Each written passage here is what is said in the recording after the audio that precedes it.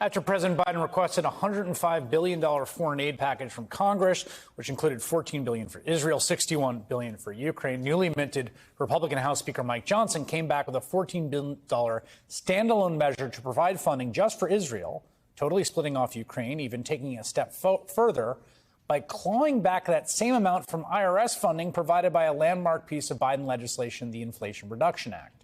Speaker Johnson promoted that plan in an interview with Fox News today.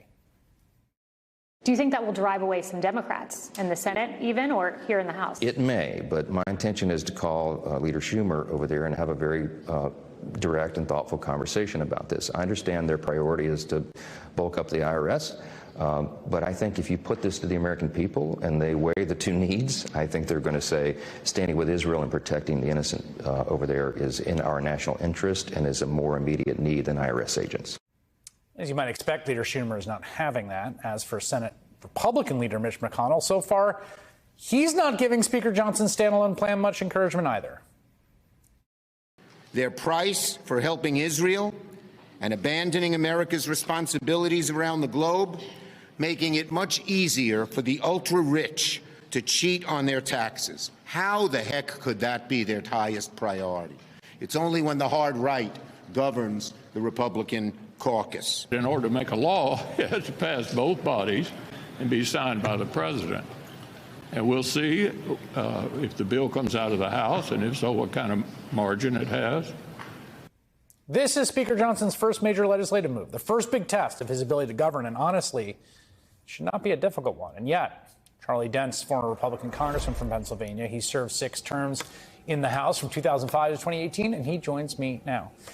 Well, first, what do you think about, I mean, there's a lot here that's wild to me. Number one, that, usually emergency spending like this, you don't offset or have pay-fors for.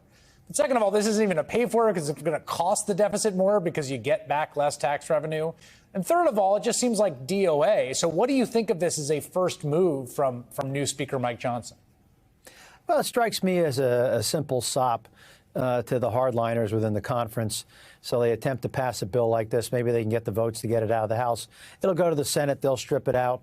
They'll strip out the pay for, and then they'll add funding for Ukraine, the border, and disaster assistance in all likelihood. That's what will happen. I suspect I would not have launched this way. They don't have a lot of time to be messing around with these things. I was on the Appropriations Committee for several terms, and I can tell you, you're going to need a bipartisan consensus to pass a bill. There's a bipartisan support in the House to support Ukraine funding, and certainly the Senate will need 60 votes to pass what it's going to pass. So the House will probably get jammed at the end of this process. So, that's what I think, too. But here's my question about this whole thing and why we're in this situation. So they pass this. They send it over to the Senate. It gets stripped out. They get jammed by the Senate, right? At some point, then what happens? Does Mike Johnson bring that bill to the floor and you're just going to pass it by and the House Republicans say that's fine, this is where we knew it ended up? Or is there another rebellion? Well, look, I suspect Speaker Johnson is going to have to bring up the Senate bill. If he doesn't bring up the Senate bill, you'll have a shutdown. That you'll have a shutdown. And I also get the sense that many of the hardliners who took out Kevin McCarthy might be willing to give Mike Johnson some slack on his first continuing resolution to fund the government. What I'm really curious to see, though, is just how long they want to pass this continuing resolution for. I suspect the Senate would like to pass it into December, but I get the sense that the Speaker Johnson's talked about passing it into January or maybe even to April.